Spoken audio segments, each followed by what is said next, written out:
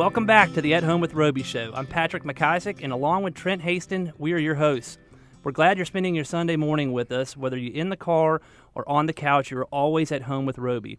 Visit AndrewRoby.com. That's Andrew, ROBY.com. Or click on the At Home with Roby tab on WBT.com to learn more. We're here with George Crump of the Stone Man, StoneManRocks.com, and we're going to continue the conversation. Trent, did you have something that you want to add? Yeah, I mean, I want to give a shout out to all my church friends. You should not be hearing this now. You should be in Sunday school, but my church, Still Creek Presbyterian, out on Highway 160, is about 266 years old now, and it's a Scottish heritage church, and I don't think I'm Scottish. I like the people at the church, so y'all must be good folks. But we have all these patterned, I guess, tartans that hang around, in the families for family names, and then kind of that's what you see kilts, and I've seen pictures with you with a kilt on you, studly looking kilt wearer. So I wanted to give a shout out, but I also wanted to know something about the history. I'm so intrigued by it, and I love how we have Scottish Heritage Sundays, and these folks represent their family for 20 generations, and they're so proud. And I think I'm about family and lineage and heritage. So what you got with that there, George? Well, it's interesting you mentioned that. As it happens, yesterday I was over at Providence Presbyterian Church, which I took an interest in about 10, 12 years ago, because they happen to have one of the nicest old cemetery walls in the whole area. And we were talking about dry stone walls earlier. Where you'll find the best examples of dry stone masonry in the Charlotte area is at old cemeteries. And Providence Presbyterian has a beautiful one that we're actually rebuilding because it's kind of tumbled down. We have a wall that might need some repair as well around our I say cemetery. You say it so refined, but Billy Graham's family is buried in our cemetery. But Really? It's really cool. It's out on Highway 160. Everybody says, "Oh, where the old cemetery is." That's cool. I will now observe if it is completely a dry stack wall. Well, it may well be. A lot of them are. Wow, that's cool. So let's talk about the kilt. Well, do we have to?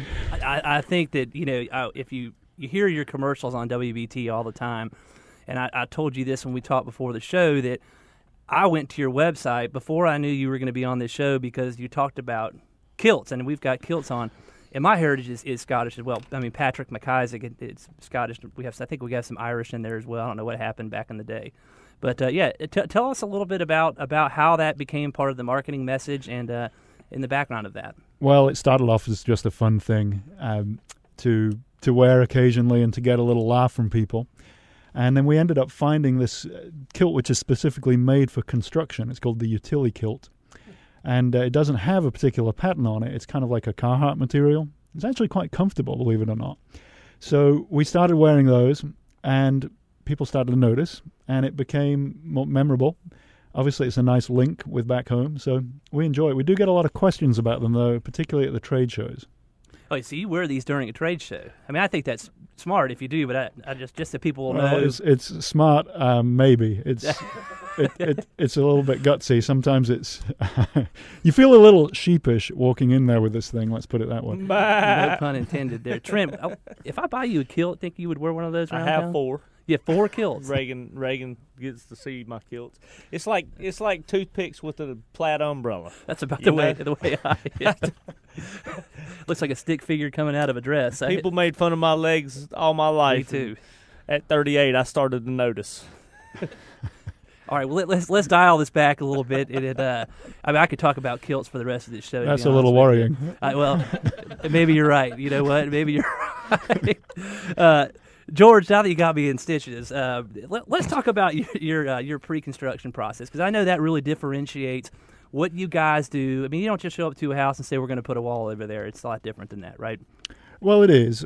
It's an important part of outdoor living areas to really help people figure out what it is that they're looking for. And sometimes people have a really good idea of that. Sometimes, frankly, they just don't have a clue. They know they want a nice backyard. They know they want a couple of components in there, but they have no idea how to put it together. So part of our process, I like to think of it as a discovery process. Part of it's a an interview where we are really asking probing questions to try to find out what people are looking for, how they're going to use the space, what they're going to do with it. Not just kind of going out in the yard and waving our arms around and saying, hey, you should put a fireplace over there, or you should put a water feature here. You know, it's interesting. A lot of times when I show up at somebody's home, the first question I get is, what would you do if this is your yard? Yeah. Well, it's not my yard, right? It's not my lifestyle. It's your lifestyle. So I'm going to spend time finding out what works for you, not make suggestions based on what I like. Right. Do you guys do a lot of water features? We do some water features, not a huge number, but it's part of what we're able to offer. What we do is a lot of pool surrounds. A lot of times, older pools that really need to be refurbished, it's amazing. You can completely change the style of an outdoor area just by changing the surrounds of a pool. You can change it from an old, very traditional-looking space to a contemporary space if you want to. What do you typically work from the pool's edge out? Yeah. Start from the coping and move out. So, go ahead. Do you guys lay tile as well? We don't do a lot of tile in-house, but it's something we can arrange for people. Okay, got it. Folks, if you're just tuning in, you're listening to At Home with Roby. Visit us today at andrewroby.com or give us a call at 704-334-5477. We're here with George Crump of the Stone Man, stonemanrocks.com, talking a little bit about pools. So, George, can you really refurbish any in-ground pool, or is there certain requirements? I mean, if somebody wants to, for example, if I have an older style in-ground pool and I want to put sort of a rock surrounding, is that something that you guys would do? Yeah, we haven't found one yet that we couldn't refurbish. That's good to know. There might be one out there, but there are always ways to change the appearance of it and improve it, absolutely. Well, I know in some cases, you might have that little hot tub or something at the top and then the pool underneath. I mean, there's some really cool ways you could probably incorporate stone to make that into like a waterfall feature. Is that's the type of thing that you guys would that's what we're talking about. I mean, it can range from a very minor facelift where you're literally just changing the coping from one, that old style brick that that was put down 30 years ago and just doesn't look that great anymore, to a much more, much nicer stone. It can range from that to redoing the entire deck area where maybe you're putting down travertine instead of concrete, and potentially adding other features as well. Yeah, it's endless. It's endless. Do you guys also, I like when rustic-looking wood trellises and backyard features that include wood sit on top of stone, knee walls or whatever you call a little 3 or 4 foot stone wall. You guys do the whole application in those instances? Absolutely, yeah, we do. And we've found the same thing, over the last, 5 to 7 years. We've started to do a lot of timber frame work. We partner up with a great company out of Boone, and timber frames are just a very complementary structure for stonework and vice versa. So if you're trying to do a covered structure and you really want it to be exceptional, a timber frame is a great way to do that, and it ties in with that old world craftsmanship because it is the ancient method of woodwork. So we've got the ancient method of stone plus the ancient method of wood. It's a great look. Wow. Quite frankly, the science behind it, the engineering behind it is the same, right? It leans in on itself, and that's how it stays up for centuries. More or less, and I love timber frames because they don't have any modern materials in them. It's don't necessarily have any nails or screws. Go ahead. You mentioned we partner with a company out of Boone. Will you all actually work in Boone as well? We don't go as far as Boone. I'm sorry. You don't go as far as Boone. No, because I think your type of style is pretty prevalent up there as well. Yeah. Yeah, we have an office in Boone, so okay. You made my ears perk up a little bit. Then you can go get you some emeralds at Dot Rocks. Doc Rocks. We were talking about that. There's no relation to there, right? The Stone Man Rocks and Doc Rocks. I'm afraid I'm not familiar with this person. Funny. It's a little mining operation for kids. Nice. Okay. It's fun. My kids love.